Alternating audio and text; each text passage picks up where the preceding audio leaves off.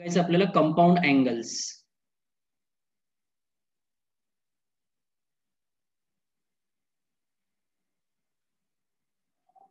काल आपण काय बघितलं होतं? काल काय काय बघितलं? Trigonometric function of negative angles. हा, degree measure, radian measure, trigonometric functions of negative angles आणि ती मोठी एक डायग्राम आहे ना. त्या डायग्राम मध्ये बरेच कन्सेप्ट होते. चला आता कंपाऊंड अँगल्सचा अर्थ काय होतो? Compound angles means addition, subtraction, दोन अँगल्सचं ऍडिशन, दोन अँगल किंवा सबट्रॅक्शन जर असेल तर त्याला आपण कंपाऊंड अँगल्स म्हणतो. तर याच्यावर आपल्याला आज 6 फॉर्म्युले बघायचे, फक्त 6च फॉर्म्युले बघायचे, पण ते असे बघायचे की ते आपले पाठ झाले पाहिजे. ठीक आहे, पुन्हा कन्फ्युजन झालंच नाही पाहिजे या फॉर्म्युल्यामध्ये. बघा आता फर्स्ट फॉर्म्युला काय, त्याला कसं पाठ करायचं मी माझ्या साईडने प्रयत्न करेल तुम्हाला इझी कसं बनवता येईल त्याला. साइन ए प्लस बी हा फॉर्म्युला आहे बघा. ए प्लस बी झाला, ए प्लस बी असेल किंवा ए मायनस बी असेल, त्याला आपण कंपाऊंड अँगल्स म्हणतो. दोन अँगल्सचं ऍडिशन किंवा सबट्रॅक्शनला कंपाऊंड अँगल म्हणतो आपण. तर साइन ए प्लस बीचा फॉर्म्युला काय असतो, हा कसा लक्षात ठेवायचा बघा. थोडंसं आपण त्याला वेगळ्या पद्धतीने लक्षात ठेवू.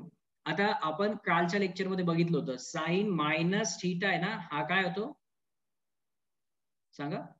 Minus sine theta. Minus sine theta. आणि कॉस मायनस साइन थीटा काय येतो? Cos theta. Cos theta. तर याच्यावरून आपण लक्षात ठेवण्यासाठी एक वेगळी पद्धत कशी बनवणार की साइनला जर आपण मायनस दिला तर तो त्या मायनसला आपल्या सोबतच ठेवतो है ना. म्हणजे साइन आपलं म्हणणं जसं आपण जसं म्हणतो तसं ऐकतो. साइन हा एकदम फ्रेंडली आहे. पण कॉसला जर मायनस दिलं ना आपण, तो मायनसला सोबत घेऊन जातच नाही. म्हणजे तो जिद्दी आहे थोडा, तो त्याच्याच मनाने करणार. तर हे जर लक्षात ठेवलं तुम्ही, ते सर्व फॉर्म्युले लक्षात राहतील.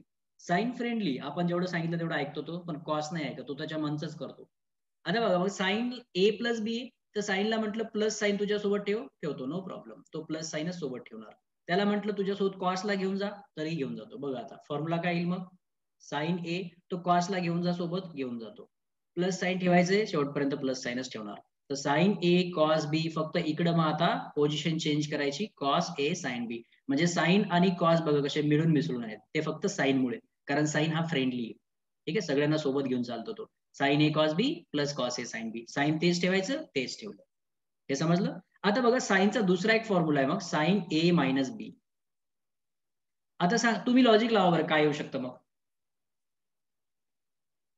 साइन आहे, एक कंडिशन काय सांगितली, त्याला जे साइन दिलं ते सोबत ठेवतो. Minus sign A cos B plus cos A sine B.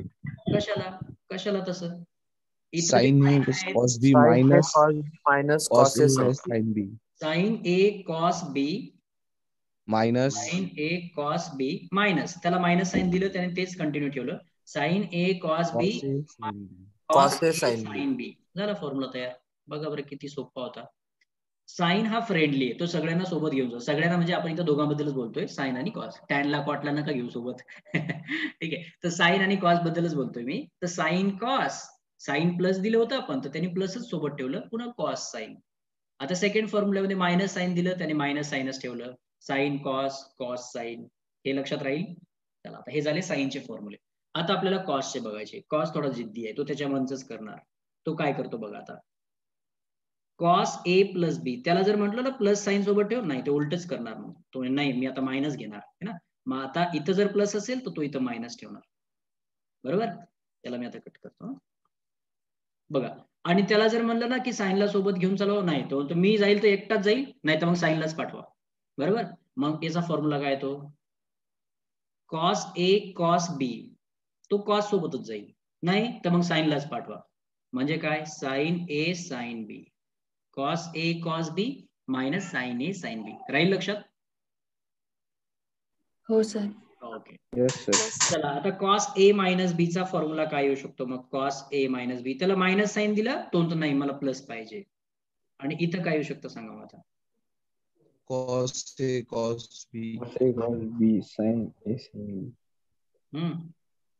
Cos A cos बी, बस एवढंच येणार, काही चेंज होणार cos A cos B मायनसचा plus झालेला, बाकी सर्व सेम राहणार. Cos A cos B plus sign A sine B. Sign A sine बी.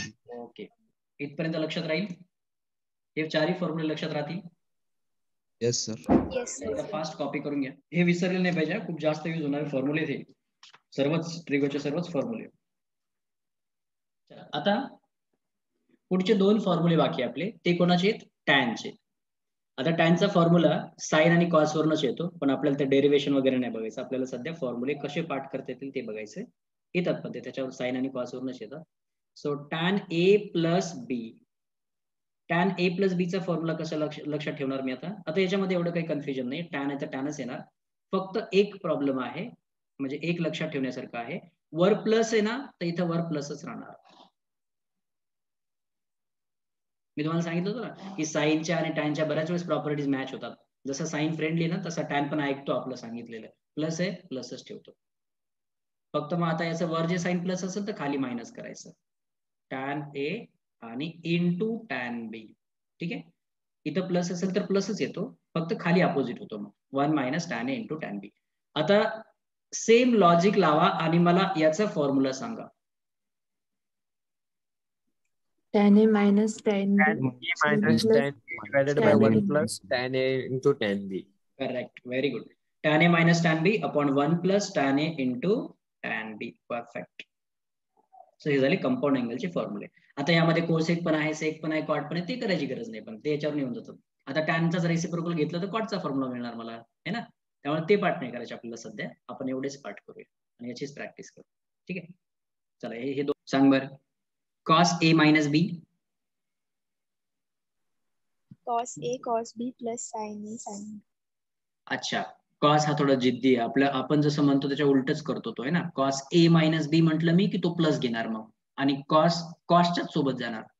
नाही तर मग साईनलाच साईन सोबत पाठवा असं म्हणतो तो. साईनला सोबत नाही घेणार तो, म्हणजे cos A cos B minus sine A sine B, जर प्लस असेल तर.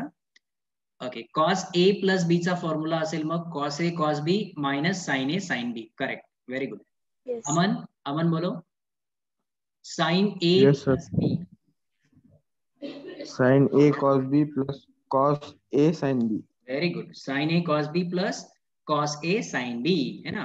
आपण जसं सांगितलं तसं ऐकतो तो. कॉसला सोबत घेऊन जातो, काही प्रॉब्लेम नाही. प्लस साइन सोबत ठेव, प्लस साइन सोबत ठेवतो शेवट पर्यंत. चल प्रतीक, tan A minus B. Tan B upon 1 minus tan A into tan B. नाही, पुन्हा एकदा सांग.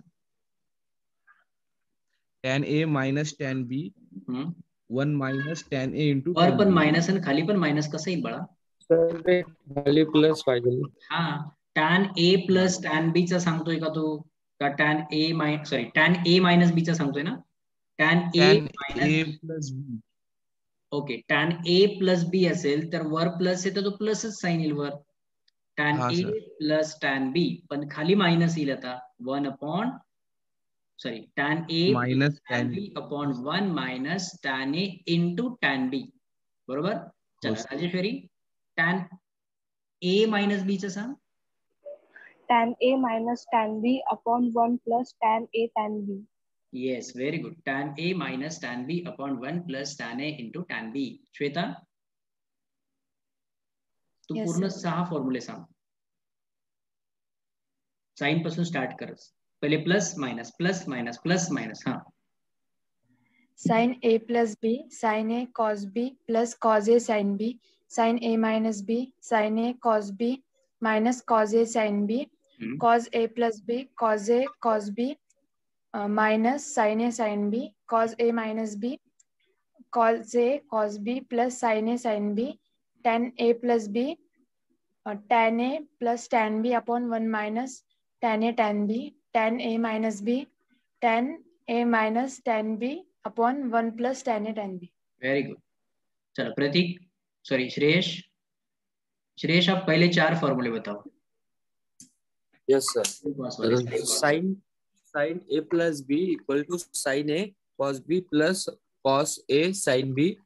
Sin A minus B equals to sin A into cos B minus cos A into sin B. Cos A plus B equals to cos A into cos B minus sin A into sin B. Cos A minus B equal to into नको म्हणू मध्ये, त्याने थोडंसं sentence वाढतं. Okay, sir. Cos A minus B equals to cos A cos B plus sin A sin B. Very good. कोण राहिला आता? निशांत ना. निशांत, तू शेवटचे 2 सांग. हो sir. tan A plus B is equal to tan A plus tan B upon 1 minus tan A tan B. tan A minus B is equal to tan A minus tan B upon 1 plus tan A tan B. Very good. आपण बघितले, आपण हे learn पण केले, पण sir याचा use काय ते तर सांगा ना. उगाच कशाला आम्हाला पाठ करायला सांगताय. बघा आपण यूज बघू आता. आपल्याला माहिती 0, 30, 45, 60, 90 हे जे स्टँडर्ड अँगल्स आहेत यांच्या व्हॅल्यू आपल्याला पाठ आहेत है ना. पण अशा कधी कधी व्हॅल्यूज येतात ज्याच्या म्हणजे ज्याचं असे काही काही अँगल्स येतात ज्याच्या व्हॅल्यू आपल्याला माहिती नाहीये. मग ते कसे काढणार आपण. जस्ट फॉर एन एक्झाम्पल बघा तुम्ही आता तुम्हाला हे फॉर्म्युले इथं कसे यूज मध्ये येतील. एक्झाम्पल समजा मी तुम्हाला म्हटलं सांगा मला साइन 15 डिग्रीची व्हॅल्यू. कोणाला पाठ आहे का असेल तर मला पण सांगा. मला नाही पाठायची व्हॅल्यू. सांगा बरं साइन 15 डिग्री नाही ना. आपण 10th पर्यंत स्टडी केलंच नाहीये. पण आता साइन 15 डिग्रीला मी एक्सप्रेस तर करू शकतो स्टँडर्ड अँगल मध्ये. तर कसं करता येईल ते सांगा. बोला बोला चुकलं तरी चालेल बोला. 45 minus 30. Very good. आणखी काही पद्धत आहे का. ही तर एक झालं एक करेक्ट आहे. 45 minus 30 म्हणजेच 15 ना. Very good. 60 minus 45 तुम्ही दोन्ही मेथडनी सॉल्व्ह करून बघा आन्सर सेमच येतं. ठीक आहे. आपण कोणतं घ्यायचं मग आता छोटेवाले अँगल्स कोणते. 45 minus 30, 60 minus 45 ने पण आन्सर तेच येतं. आता बघा हे कंपाऊंड अँगल तयार झाला ना. Suppose this is R A and this is R B. So sine A minus B. येतंय लक्षात. हा मग आता साइन ए मायनस बी चा फॉर्म्युला लावू शकतो मी इथे है ना. सांगा बरं साइन ए मायनस बी चा फॉर्म्युला काय मग. Sign A cos B minus sign ऐकतो आपलं म्हणजे मायनस कॉस ए अँगल बघा साइन बी म्हणतोय मी आता. Sign A cos B minus cos A sine B. Cos A sine B angles reverse करायचे. Sine B. आता या सर्वांच्या व्हॅल्यू तर माहिती ना आपल्याला. साइन 45 किती असतो सांगा. 1/√2. कॉस 30 किती असतो. साइन 30 सॉरी कॉस 30 किती असतो. साइन 60 च्या इक्वल असतो. म्हणजेच किती √3/2 बरोबर. √3/2 minus cos 45 is 1/√2 and sine 30 is 1/2. 1/2. आता मी काय करतो डिनॉमिनेटर मध्ये दोघांच्या पण 2√2 दिसते. मी मल्टिप्लाय करून घेतो पहिले या दोघांना. न्यूमरेटर इथं क्रॉस मल्टिप्लाय नाही करायचं. हे ऑलरेडीच मल्टिप्लिकेशन मध्ये असं काही जण करतात. मल्टिप्लिकेशन मध्ये क्रॉस मल्टिप्लिकेशन याचा नवीनच शोध लावताय तुम्ही. मल्टिप्लिकेशन आहे तर मल्टिप्लिकेशनच करा. वरचं वर मल्टिप्लाय खालचे खाली multiply. 1 into √3 upon 2√2 minus 1 into 1 upon 2√2. So denominator is same, so we can take it as a common. In numerator it is √3 minus 1. This is final answer. आलं लक्षात. तर आपल्याला अशा सिच्युएशन येऊ शकतात तर आपल्याला तिथं कंपाऊंड अँगल्सचा यूज करायचा आहे. मग हे सर्वांना क्लिअर आहे. हो सर. असे क्वेश्चन सॉल्व्ह करता येतील मग. Yes sir. आता कॉस 15 आणि टॅन 15 फाइंड आउट करून दाखवा मग. कॉस 15 त्यानंतर टॅन 15.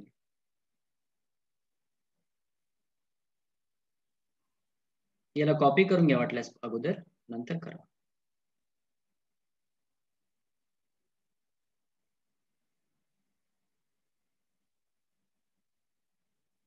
श्रेयश आपका आंसर क्या आया कॉस 15 का. एक मिनिट सर. कॉस 15 चा ना sir √6 plus √2 into 2/8. √6 plus sir √6 च्या बाजूला 2 आहे. 2√6 हाँ प्लस 2√2 डिवाइडेड बाय 8. ओके चलो अभी इसको एक बार सॉल्व करते. Cos 15 can be express as cos 45 minus 30. So it is cos A cos B. Cos A cos B minus है तो ये प्लस करेगा उसको है ना. तो plus sine A sine B. Sine A और sine B that is equal to cos 45 is 1/√2.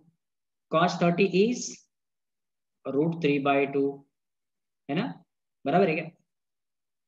Plus sine 45 is 1/√2 and sine 30 is 1/2। यहाँ तक क्लियर है सबको?